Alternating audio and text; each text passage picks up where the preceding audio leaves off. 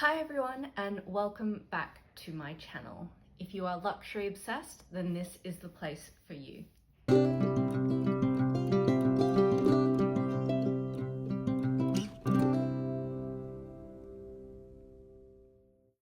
Okay guys, it has been a really long time since I have been on, so I've made myself a cup of tea and I am ready to tell you all about my honeymoon to Hong Kong and Japan.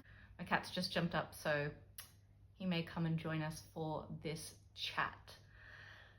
So we started the trip in Hong Kong and I did a lot of research on some amazing secondhand pre-loved vintage luxury stores. What I thought would be best is to take you through the kind of areas that we went to so that if you're going, you will know exactly where to go. And I may have picked up a few little things. So grab a cup of tea. I'm not sure how long this will take because we did Hong Kong and Japan, and I think I'm just gonna have to split it into two videos because yeah, there's just way too much to cover, and I think Japan in of itself is its own video. So in Hong Kong, we did a few different things. We were there for 5 nights, and on the first day we went over to Kowloon side of Hong Kong, which is the mainland side, and we went to an area called Yau Ma Tei. And we definitely had a look at a few different places. I will put a list up of the shops that we went to there. I would say I mostly looked at vintage watches. We did a lot of watch shopping because on my holiday wish list, which I will link above if you haven't watched it, I really wanted to try and find a vintage Rolex, and Yau Ma Tei definitely had almost like a whole gallery of watch shops. There was everything. There were a lot of Rolexes, I'll be honest, but there were also a lot of other styles of watches. And as I've said in other videos, I am not a watch expert, though I'm still learning. And they did have quite a few of the Rolex Datejusts in a size 26. Which is what I was looking for, in the two-tone metal.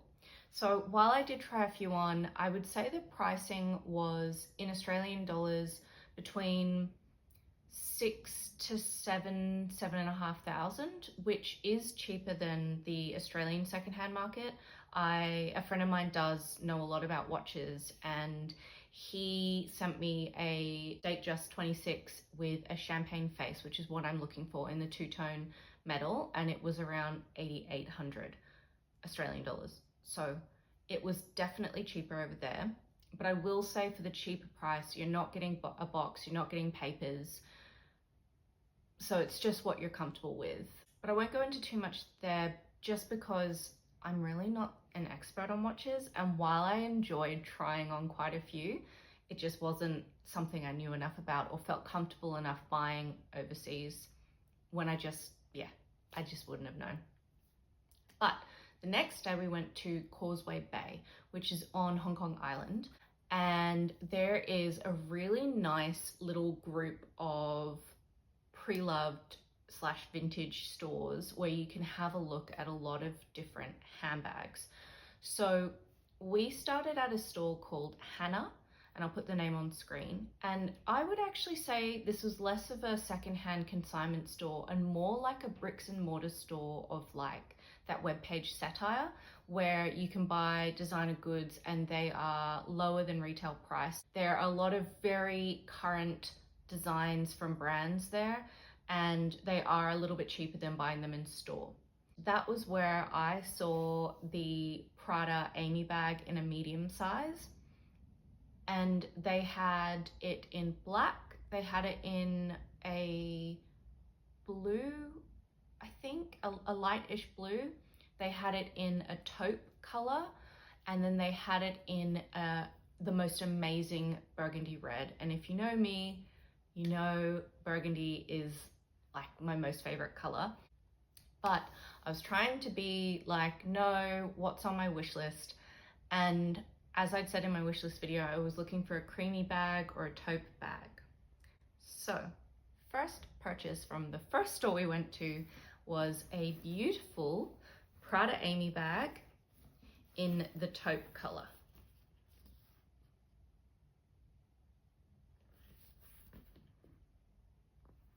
I love this handbag. The leather is so soft. It's not lambskin, I believe it's calfskin. It comes with gold hardware. It also comes with this, I guess, clochette. I'm gonna call it a clochette. And it fits like so perfectly on your shoulder. I didn't want to go for the larger size. As I've said in other videos, I'm a very small bag girly for my daytime bags that I use. And so this one is really perfect. Like, you can fit quite a lot in it. The other day I actually went to Sephora and bought a new body wash from the brand Naturium, which is a whole other thing I love. It fit very comfortably in my bag, along with my card holder, keys, phone, AirPods. What else did I have in there? Lip gloss, lip liner, and I still had room to spare. So if you're considering getting this bag, or you'd like me to do a bit more of a deep dive in this bag, let me know in the comments and I'd be happy to film one for you, because it is just a slouchy and comfortable bag. I really, really love it. So that's the one I went with Hana. And then we did a little walk around Causeway Bay, and I'm just gonna get my notes in front of me so I can tell you exactly where we went. So it's kind of all within, I think it was like a 15-minute loop kind of walk through Causeway Bay. So Hana was where we got the Prada bag. Then we went to a vintage store called Lovintage, and this one was a little bit complicated to get into because it's upstairs. So you get to the street and you're like, where is this store? It's upstairs, as are a lot of shops in Hong Kong and Japan. So that's just something to be mindful of. You have to buzz in and then go up the stairs, and we couldn't quite work out how to buzz in, but thankfully someone was coming out, so they let us in. Lovintage was a beautiful store, and if you're after vintage Chanel, Lovintage is where you should go, because they had so many beautiful vintage Chanel bags. They had some of the East-West flat bags, which are beautiful, and if I didn't have enough black bags, I would have maybe gotten one of them because I love them. And I will say the pricing felt pretty good. Like, I think I was seeing flat bags for maybe 5,000 or 6,000 AUD. So I think if you're after vintage Chanel, Lovintage is a really good place to have a look at. And they looked like they were in really good nick as well. So you'd be getting a pretty good quality, well looked after, pre-loved bag. We then went to a shop called Milan Station, and I remember this store from years ago when my sister and I went back to Hong Kong on a holiday. This one did feel overpriced. They had a lot of Hermes bags and a lot of styles in there, but I would say it felt expensive. And I think you could definitely find Hermes bags at better prices.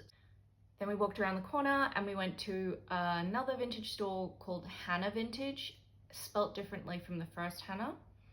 This one was like an Aladdin's cave of pre-loved luxury. They had every brand you could think of: Louis Vuitton, Dior, Chanel, Hermes. They had some really unique styles in there and a lot of colorful bags. I remember seeing the most incredible beaded Louis Vuitton capucines, and that was pretty. We then went to Brandoff, which is quite a well-known brand, and I think it's actually a Japanese secondhand luxury brand, and they have everything in there, like walls and walls of Hermes bags. I will say they were a little bit pricey though, but realistically most Hermes bags are above what retail is, unfortunately, unless you have a very specific Hermes bag style, size, hardware, color and leather in mind, and you're like, I'm determined to buy this one. Brandoff is a good option for that. Otherwise, I think there are, again, better places to go for other styles or more unique styles. And then finally, we went to try and find this store called Black Vintage, and that one was really hidden away. It was in a shopping center, and you have to go up to the second floor, and it only opens at 4 p.m. I would say this one had true vintage pre-loved. So like Y2K styles. It was very small. It was like a hole in the wall store. I think unless you're like, I really want a Y2K style or something, yeah, from that era, 90s to early 2000s, it wasn't my style. I wouldn't go back. But if it is your style, Black Vintage is probably worth a visit if that's what you're after. So the next day we went to an area called Central, or I think there's also an MTR station there called Sheung Wan. Central is actually quite cool. It feels like more of the business district. There's a lot more skyscrapers in Central. And we were doing like this mad dash. Like we had done a whole heap of stuff that day. We had dinner plans with a family friend that night. So it was like we had this 1.5 hour or 2 hour window in which we could go and have a look at these stores. I had mapped out maybe 6 or 7 stores that we wanted to visit. And let me just have a sip of tea because I feel like I've been talking a lot. So we had about 6 or 7 stores we wanted to go have a look at. One of them was called Maggie Co from memory, and that one, if you think, oh, I might go and visit it, it's on Google Maps, don't go, because it's actually just an online only store. Sorry, if you can't see him, maybe you can, I'm not sure, but my cat keeps making little meows because he wants me to pat him. And so after that, we went to a store called Hula, and they had a really beautiful mix of designer clothing and handbags. This is where I saw a Kelly 28 with gold hardware, Togo leather in the color Rouge Granate, and it was stunningly beautiful. I'll put some videos up, and excuse how sweaty I was. It was a very hot day, so I don't look my best. From memory, it was around 87,000 Hong Kong dollars, which I think was 16,500 Aussie dollars, somewhere like that. And it was just beautiful. Like I wasn't expecting to find a bag this stunning.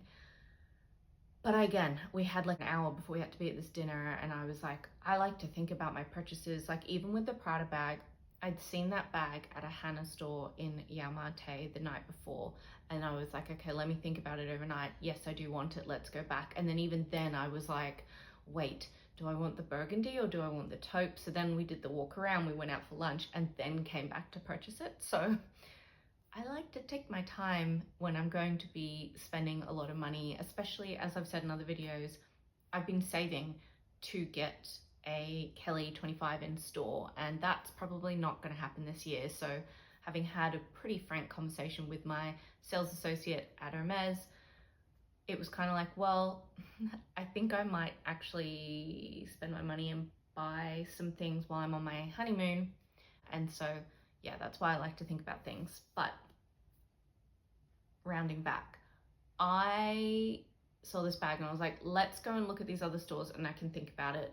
I actually asked the store owner, like, would the person who's consigned this bag be open to maybe reducing the price slightly? And she was like, yeah, I can definitely message her, but we might not get a response today. Is that okay? And I was like, actually no, because we're flying to Japan tomorrow. We went to some other stores. So just looking at my list, we went to Domi Vintage. They had a pretty great selection of Hermes, Chanel, Louis Vuitton, Dior, Celine, all the normal brands that would be around. I remember picking up a really vintage Kelly 28. It looked like it was in a cellular style, but it was so vintage that like all the palladium hardware was like basically completely scratched off. And it was still 16,000 or something, and I was like, that seems like so much for a bag that you would 100% have to spar and have quite a lot of replacements of different parts. And then we went to sit down to have a drink because, as I said, it was really hot. And I started Googling Kelly 28 Retin-A gold hardware Rouge Granate, and two actually came up in Hong Kong at a store just down the road from where we were called Ginza Xiaoma. And if you're big into Preloved or you've been to Japan, you'll know that brand Ginza Xiaoma. It is a very, very well-known, respected, trusted reseller, mostly of Hermes bags. So we hightailed it out of the restaurant because we were like, oh no, we've only got like 30 minutes until we have to be at this dinner that we're going to, or maybe it was 45 minutes, and we still had to get back to the hotel to quickly change and go. So it was tight. So anyway, Ginza Xiaoma in Central is in a high-rise building. We didn't realize that. We kept like walking around the street being like, where is this store? We can't find it, because on Google it didn't really say on level 28 or whatever level it was on. So then we went up these big escalators and looked at the office listing and found it on there, caught the lift all the way up. And when we got there, we were like, we're really sorry, we don't have an appointment. Is there any chance that we could come in? And they were like, okay, yeah, that's fine, you can come in. So we went in, and when I say this was like an Hermes wonderland, there was Hermes of every size, every color, every leather, every hardware. It was incredible. So I asked them, do you have this bag? And they brought out two. And so one was slightly older and in slightly worse condition. The other one was newer and in great condition, but had a little bit of an odor. However, the newer, better quality one with this very, very small amount of odor was only 13,500 Aussie dollars. And so then I was sitting there and I was saying to my husband, what do I do? Should I do it? Blah, blah, blah. Anyway, he convinced me to bring home this bag. And so I'm pleased to say that I'm glad I didn't buy the Prada in a burgundy, because I ended up getting this bag. And so I will do a comparison on the color compared to my Birkin 25 in Rouge Age, because they're very, very different actually when you put them next to each other. And it's hard to show you the richness of Rouge Granat in a ring light or in the dark. So I'll try and take some photos in different lights and put them up next to me so that you can have a look at what this looks like. So this is obviously Preloved, and Ginza Xiaoma is a very well-respected brand. So it came with everything. So dust bag, strap, it came with a raincoat as well, which they no longer do. It came with its booklet, and it came with a copy of the receipt, the original receipt from the person who bought it. And what else did they give me? They also gave me a certificate of authenticity with a guarantee that if for any reason it's found to not be a real Hermes bag, that I am guaranteed a refund. It doesn't matter if I'm based in Australia. It had the strap, and it comes with a key and clochette as well, which was also in good condition, which you can see here. So that was my exciting whirlwind purchases in Hong Kong. I definitely left that store in a little bit of shock, because I was like, oh my God, I can't believe I bought this. My actual wish list item in store is a Kelly 25 in Cellier, which means the edges would be stiff rather than rolled in like this. And I had originally wanted either a deep green, a taupe kind of color, a creamy color, one of the really light browns like a gris tourterelle or a chai or something like that. So I really wasn't expecting to get another burgundy bag. But I have to say, I did hold a 28 versus a 25, because I realized I actually quite like Retin-A more than Cellier. I like a slouchy, soft dumpling type bag, and so I think this actually suits that a little bit better, my style anyway. And I realized that the 25 is very small and the 28 is probably a perfect size for me, because I wanted a little bit more of an everyday bag, which is why the Prada also works well. This one comes with its strap, which I really like. When we were in Japan, I wore this out a little bit, and wearing it with the strap, it was just fantastic. Like, it was just so usable. And I still love my Birkin, but I had always, when I started my Hermes journey, had in my mind that I wanted a Kelly. And so this was kind of an opportunity I couldn't pass up. What I should address in terms of the elephant in the room is the odor. So when I first got it, I was a little bit worried that there was a really strong odor that was coming out of it. Honestly, my husband was like, I don't know what you're talking about. I can't smell anything. It just smells like leather. I felt like I could smell mothball or something like that smell. When we got home, we put containers of bicarb soda, I think it was, inside it to absorb some smells. And we got some charcoal bags as well, so that we wrapped it all up and put it in an airtight bag, put bicarb soda inside, charcoal bags around the outside. And though I kind of broke my rule of buying a bag with an odor, it definitely helped, and I can barely smell anything. I had hesitation buying another burgundy bag. I know it's a different color burgundy, this is Rouge Grenat, but I was just like, oh, do I really want to buy 2 Hermes burgundy bags? But to show a little bit of a comparison, this is my Birkin in Rouge Age, and this is the Kelly in Rouge Grenat. And though it is hard to see because it's getting a little bit dark here right now and I've got a ring light, I think the colors are quite different, as is the size, not by much. The width is a little bit different, and obviously one is 1 handle, one has 2.